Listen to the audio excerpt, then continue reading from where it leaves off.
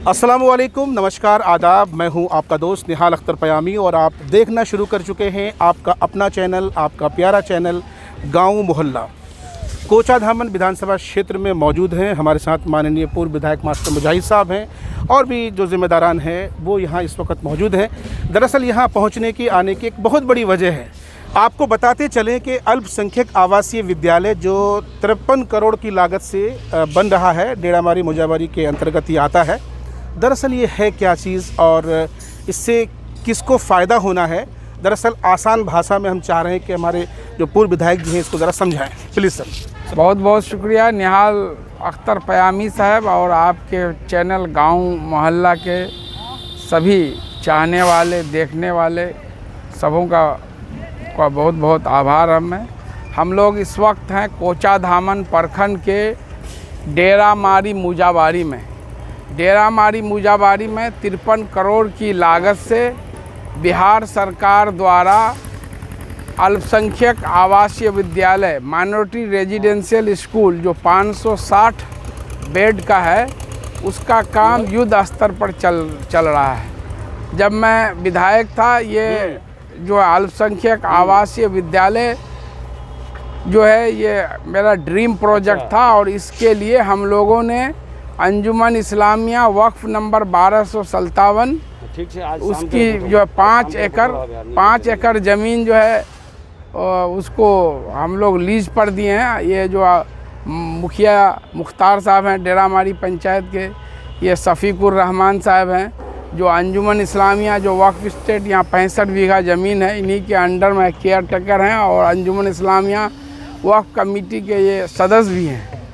तो हम लोगों ने ये ज़मीन 5 एकड़ दिया और इससे माननीय मुख्यमंत्री के पहल पर यहाँ 560 बेड का जो है अल्पसंख्यक आवासीय विद्यालय जो है स्वीकृत हुआ, जिसका काम युद्ध स्तर पर चल रहा है। आप देख रहे हैं ये अल्पसंख्यक आवासीय विद्यालय क्या है। ये जिस तरह से हमारे ज़िले में नवोदय विद्यालय है केंद्र सरकार द्वारा, जहाँ हर साल बच्चों का एडमिशन होता है और फिर उसकी केंद्र सरकार द्वारा मुफ्त पढ़ाई होती है।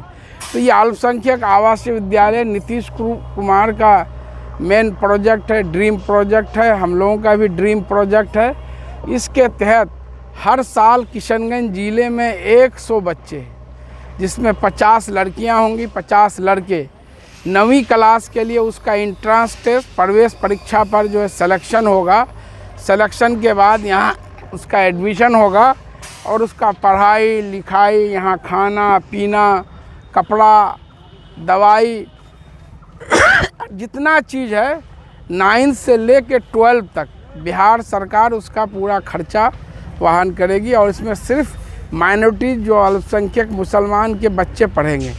अल्पसंख्यक में जैन भी आता है, सिख भी आता है, बुद्धिस्ट भी आता है, लेकिन किशनगंज ज़िले में जो अल्पसंख्यक का जो 99% जो आबादी मुस्लिमों की, तो उसको बेनिफिट होगा क्योंकि माइनॉरिटी अल्पसंख्यक मुसलमान जो है शिक्षा में पीछे हैं, उनको आगे लाने के लिए ये एक पहल है। समय सीमा है वो क्या निर्धारित है और कब तक बनकर ये तैयार हो जाएगा? ये 18 महीना इनका जो एग्रीमेंट है, भवन निर्माण निगम इनका एजेंसी है और झारखंड की एक कंपनी जो है इसको काम मिला हुआ है। और अभी जो है ये जो है आपका बॉयज़ हॉस्टल बन रहा है। ये जो है नॉन टीचिंग स्टाफ क्वार्टर जो सामने पश्चिम तरफ बन रहा है। जी, ये जो है नॉन टीचिंग स्टाफ जो ब्रिक वर्क जोड़ाई हो रहा है वो नॉन टीचिंग स्टाफ है। सबसे पश्चिम तरफ जो लोहा खड़ा है, वहाँ जो काम कर रहे हैं मजदूर, वो लड़कियों का हॉस्टल है। इसके पीछे फिर जो है बनेगा वो जो स्टाफ क्वार्टर और जो है टीचिंग स्टाफ क्वार्टर, और जो यहाँ से पूरब ये खेल का मैदान होगा। और जो स्कूल जो है अभी आप देख रहे हैं यहाँ से रोड के पश्चिम तरफ जो JCB दिखाई दे रहा है, स्कूल वहाँ होगा। ये रेजिडेंशियल कैंपस होगा और उसके उधर कैंपस होगा प्लेग्राउंड, और एक प्लेग्राउंड उधर भी होगा।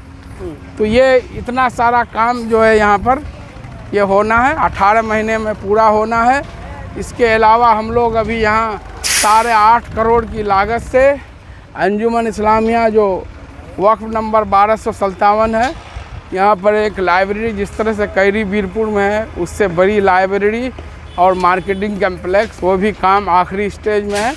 अब टेंडर के उपरांत वो भी काम शुरू होगा। अब विधायक जी एक सवाल है, तो जानना ज़रूरी है। दरअसल आपके कार्यकाल से पहले भी कोचाधामन के अलग अलग जगहों पर छोटे छोटे लाइब्रेरी की शक्ल में कई जगह देखे गए हैं। हालांकि आज तक वो इस्टेब्लिश नहीं हो सका है, मुकम्मल नहीं हो सका है, छोटी छोटी इमारतें यूँ ही पड़ी हुई है। उसका कोई सॉल्यूशन है सर? सॉल्यूशन है, वो लाइब्रेरी नहीं है। आप जिनकी बात कर रहे हैं वो ये जो है 50 बेडेड हॉस्टल है। एक आपको अलता, मैं उसकी बात नहीं कर रहा हूँ।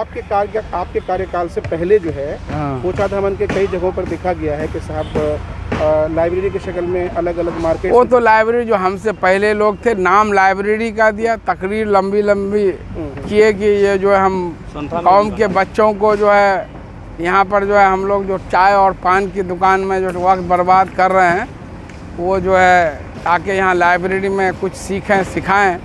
लेकिन हुआ उल्टे, कहीं पर हल्दीखोरा में मुर्गी फार्म चाय की दुकान खुल गया, कहीं पर मोदो में निजी गोदाम बन गया।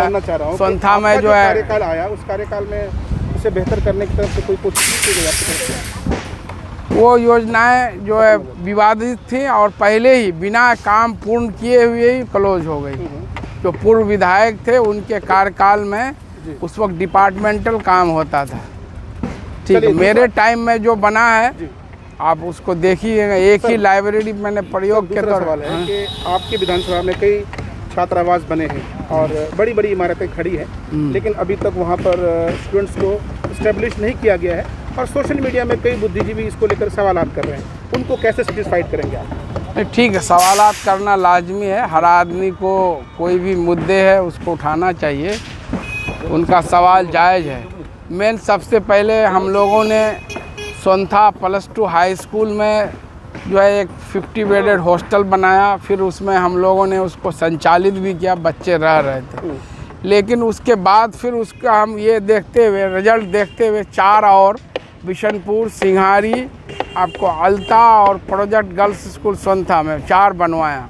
लेकिन चुनाव के वक्त ये सब पूरा हुआ और पिछले 2 साल से आप देख रहे हो 2020 या 2021 कोरोना वायरस लॉकडाउन के चक्कर में सारी शिक्षण संस्थाएं बंद हैं, इमारतें बन गई हैं। अब जो जिम्मेदार लोग हैं, जो स्कूल प्रबंधन है, वो लोग मिल के उसको जब फिर से जो है लॉकडाउन के बाद जब ये इंस्टीट्यूट खुलते हैं तो इसको जो है चालू होना चाहिए, क्योंकि 2-2 करोड़ की बिल्डिंग है, 5-5 बिल्डिंग है। मुखिया जी, किशनगंज कोचाधामन की तारीख में पहली बार ऐसा देखने को मिल रहा है कि 53 करोड़ की लागत से अल्पसंख्यक छात्रावास का यहाँ निर्माण हो रहा है।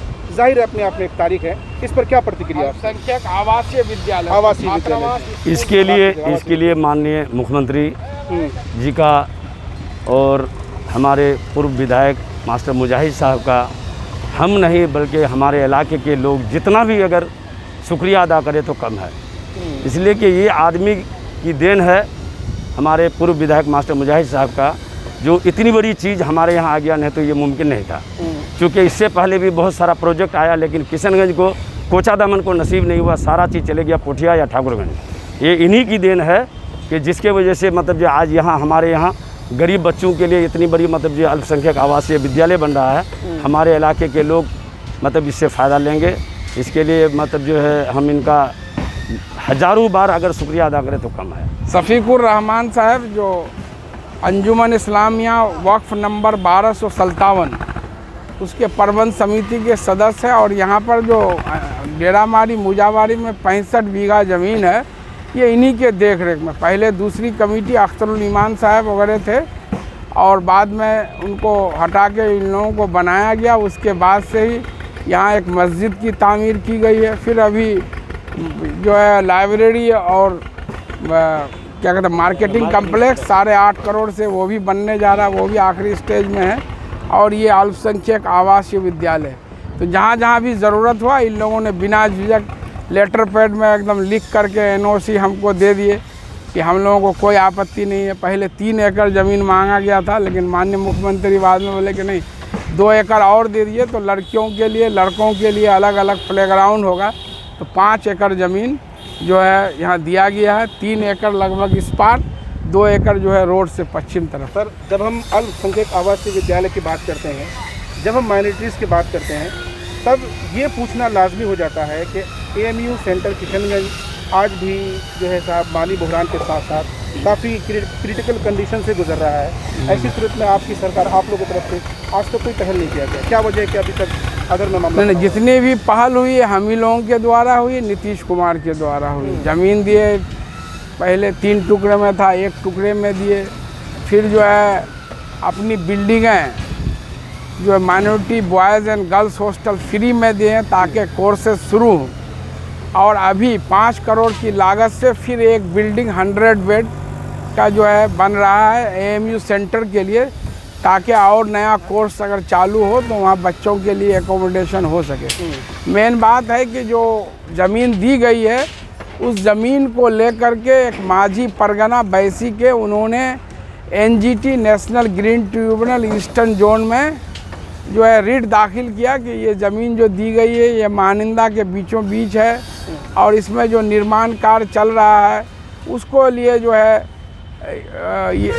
वो जो है महानंदा के बालू और चिप्स से हो रहा है। और इसी को लेके और उस रिट पिटीशन में AMU भी एक पार्टी थी, पहला पार्टी, और किशनगंज डिस्ट्रिक्ट एडमिनिस्ट्रेशन बिहार सरकार, लेकिन AMU के तरफ से कोई उस केस को रिप्रेजेंट नहीं किया, जिस कारण उसका एक तरफा फैसला हो गया कि जब तक जो है नेशनल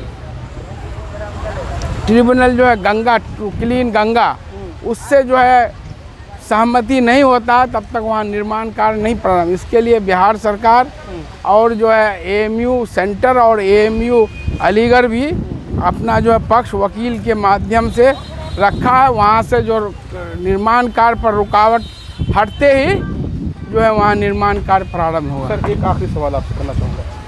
यकीनन ये काबिल तारीफ़ है कि एक बहुत बड़ा योगदान आपकी तरफ से कोचा दमन के अवाम के लिए। जब जब चुनाव आता है, जो जीते हुए विधायक होते हैं, सांसद होते हैं, वो अपने काम को गिनाते हैं और अवाम को सेटिस्फाइड करने की कोशिश करते हैं कि भाई हमने अपने कार्यकाल में ये काम किया।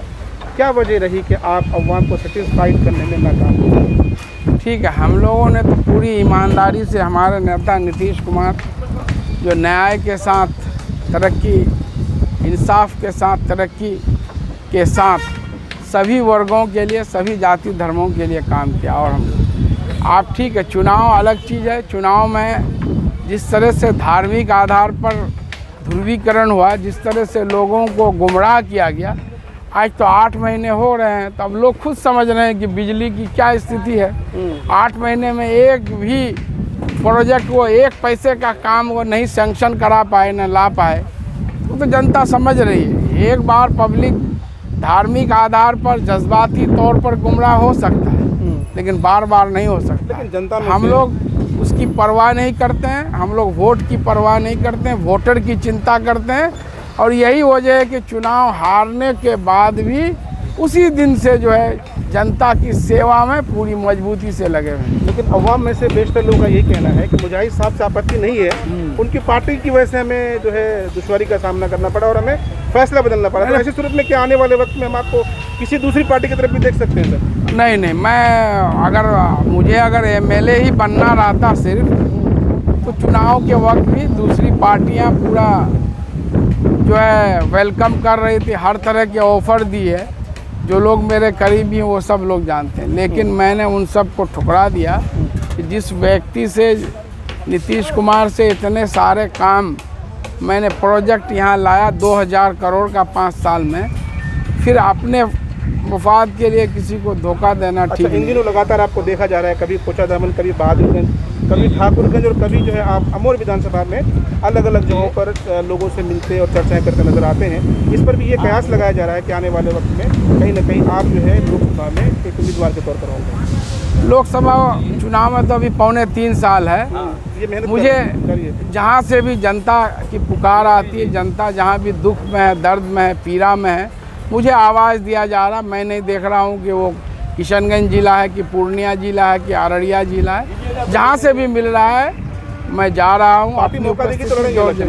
और जब लोकसभा चुनाव का वक्त आएगा, पार्टी अगर ऐसा सोचेगी तो फिर अपने लोगों से मिलाया जाएगा, फिर उस पर विचार किया जाएगा। अभी मैं बिना इसके जहाँ से भी लोगों को ये हो रहा है तो मैं अपनी उपस्थिति दर्ज कर रहा हूँ, जहाँ तक हो रहा है लोगों को मदद कर रहा हूँ। मेरा नाम शफीकुर रहमान हुआ, मैं मौजावाड़ी मेरा मकान हुआ।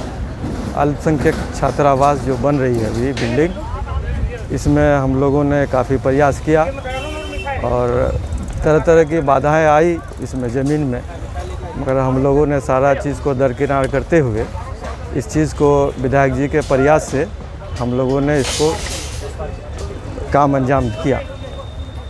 इससे विधायक जी बधाई के पात्र हैं।